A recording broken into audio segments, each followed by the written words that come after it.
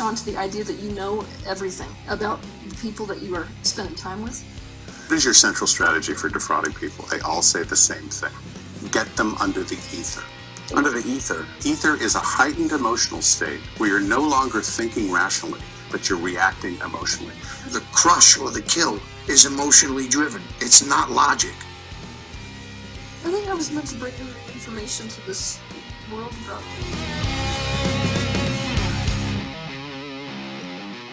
compassion and getting over things. I don't think that we know how to do that. I don't think that we know what forgiveness really is, and I don't think we know why these things go on. And I feel like I have this amazing ability now, and I'm watching it with people every day. Not only to teach people why this stuff occurs, but also what can do to prevent it. And I think that more than that, one of the major purposes is for me to be like an example for people. And this explains why so many people actually fallen for this stuff. You say, how could somebody that smart fall for this? It's not their intellect that's engaged when they make that decision, it's the emotion. It's like I look at these scars now, and I can't hate where I've been without hating where I am.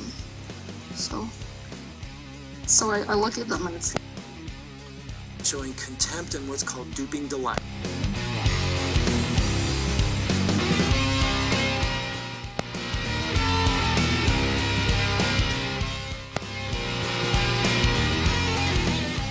Look at that thing.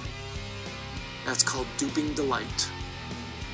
When you see a half smile by somebody when they're telling you a story, that kind of noise, right?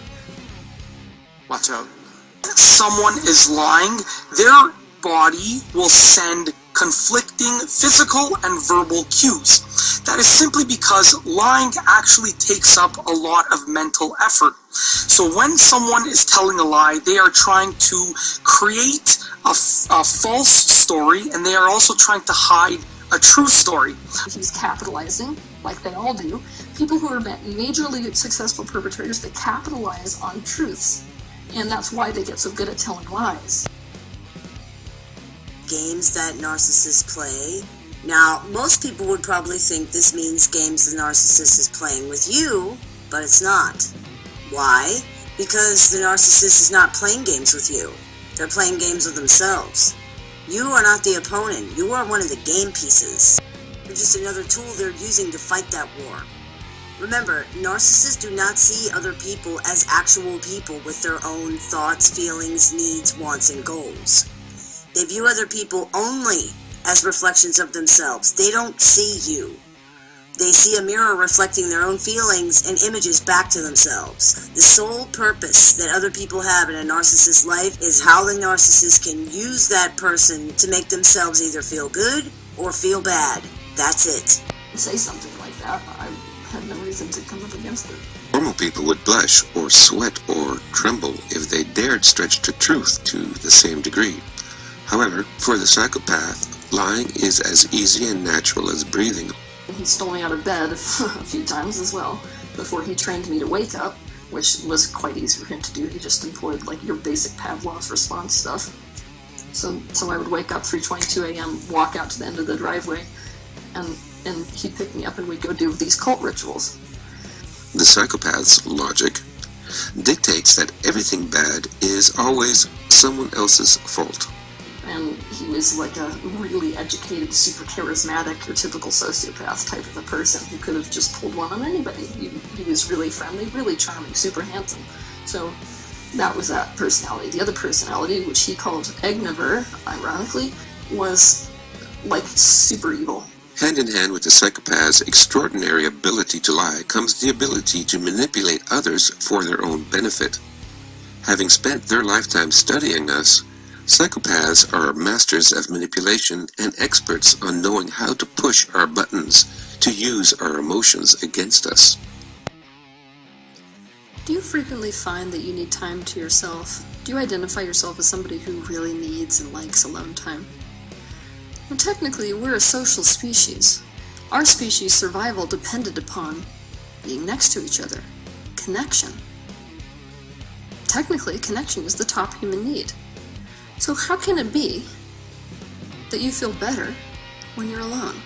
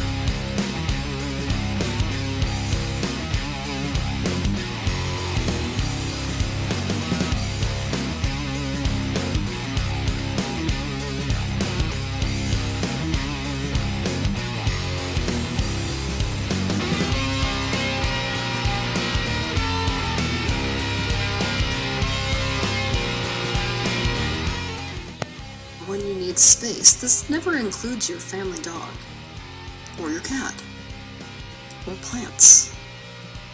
But they're living, and your pets need you. But you're not really turning around to your family dog saying, "Look, I just need space and time to myself right now." So what's the variable? Why is it about people? I'm going to tell you today something that most people will find controversial at face value. It's that if you identify as somebody who likes your alone time and needs a lot of space, it means that you're struggling with inauthenticity.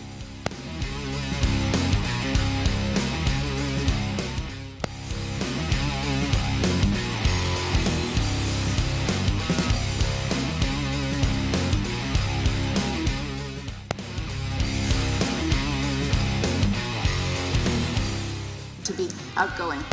All the times that I got the message that somehow my quiet and introverted style of being was not necessarily the right way to go, and that I should be trying to pass as more of an extrovert. And I always sensed deep down that this was wrong, and that introverts were pretty excellent just as they were. But for years I denied this intuition, and so I became a Wall Street lawyer, of all things, instead of the writer that I had always longed to be, partly because I needed to prove to myself that I could be bold and assertive too. And I was always going off to crowded bars when I really would have preferred to just have a nice dinner with friends. Value. It's that if you identify as somebody who likes your alone time and needs a lot of space,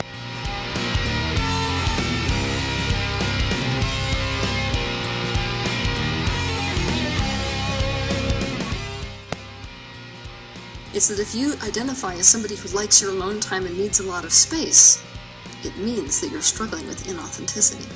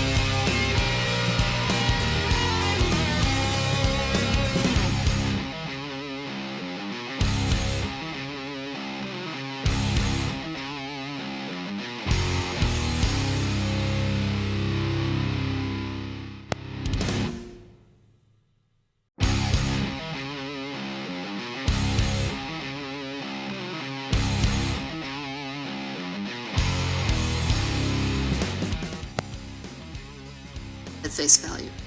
It's that if you identify as somebody who likes your alone time and needs a lot of space, it means that you're struggling with inauthenticity.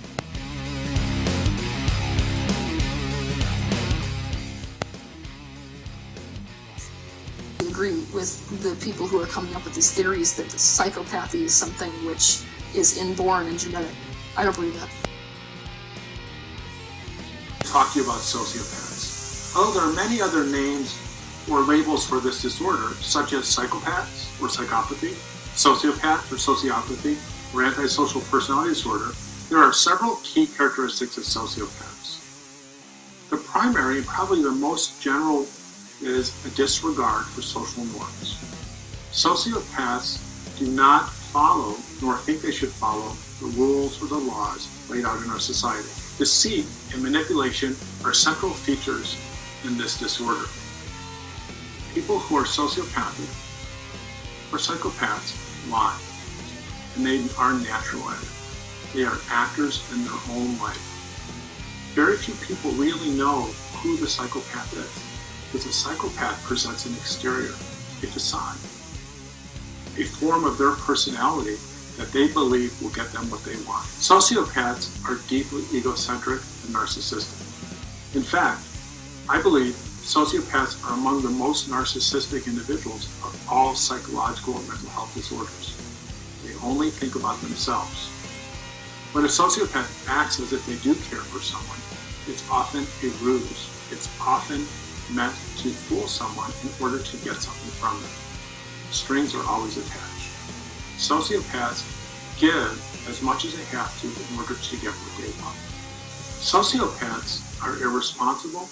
They often don't want to, nor are able to fulfill responsibilities deemed important by their loved ones, their employers, and their community.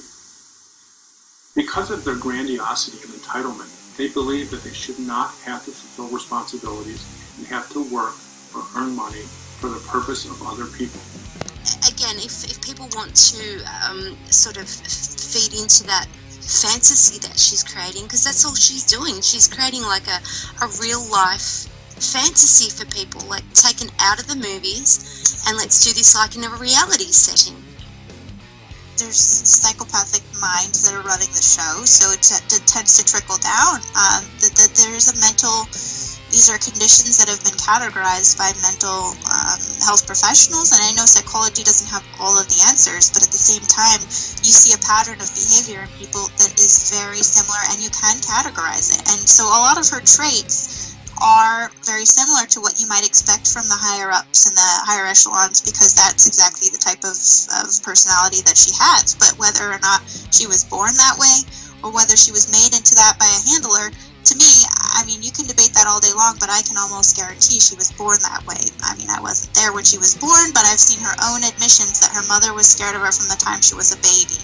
And to me, I've seen enough evidence that psychopaths are born, not made.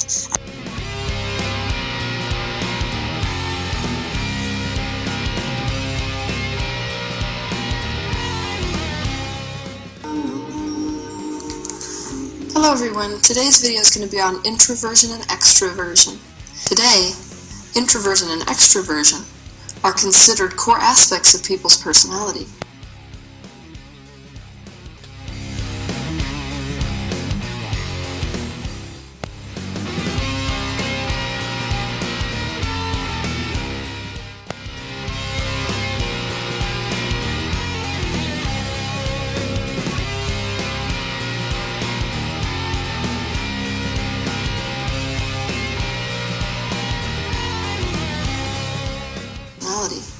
In general, extroverted people are energized by social interaction, whereas those same social interactions are perceived as taxing for introverts. After attending a social gathering, introverts need time to recharge.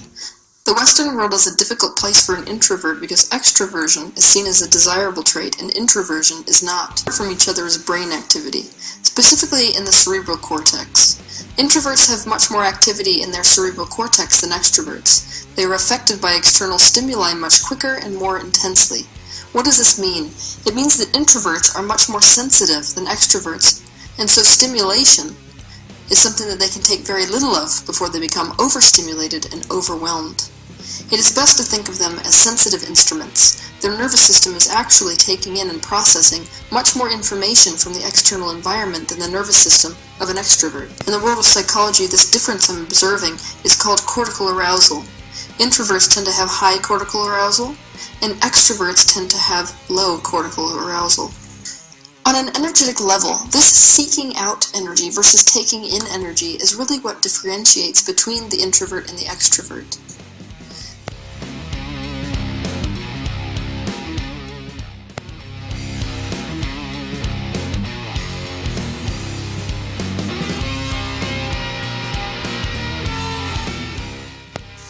The introvert feels bombarded by life itself. Thus, the introvert spends his or her time taking in and processing that flood of incoming information and stimulus. The blood flow to the brain is also different in introverts and extroverts. Specifically, the blood flow is prioritized in different areas of the brain in extroverts and introverts. Who is introverted may genuinely revel in the awareness of their own inner self and true feelings, which is in alignment. What's the variable?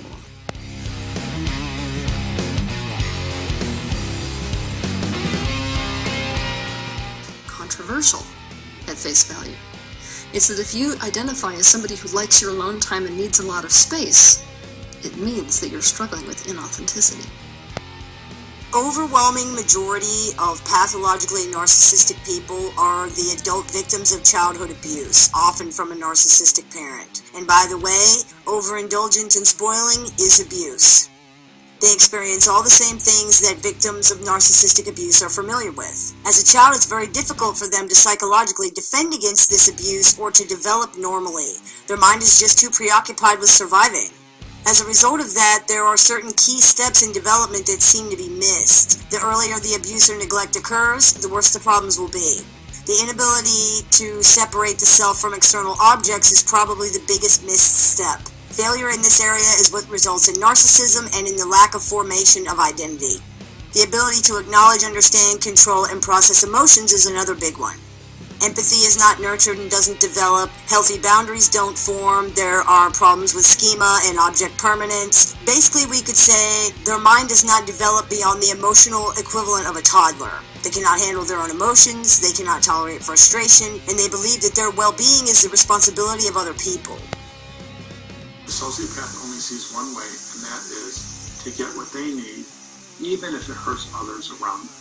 Sociopaths can often be aggressive and reckless. They're indifferent to the pain that they cause others. Sociopaths do not have the basic human emotion of empathy.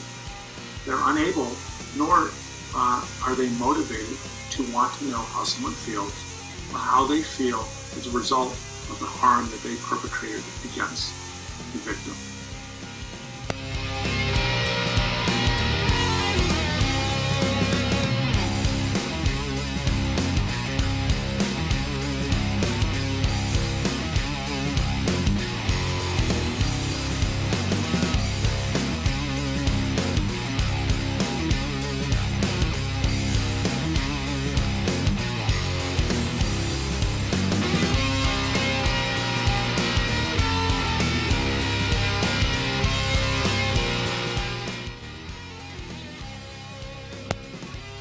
When asked about someone else's feelings, the sociopath just does not get it. It doesn't register. They may pretend or feign empathy in order to get what they want, or to fool someone into believing they're really human or have the full range of human emotions. Because sociopaths lack the basic human emotions, such as sympathy and empathy, they are incapable of forming relationships. They often are shallow and insincere in the expression of their emotions. They're callous and indifferent to the harm that they cause.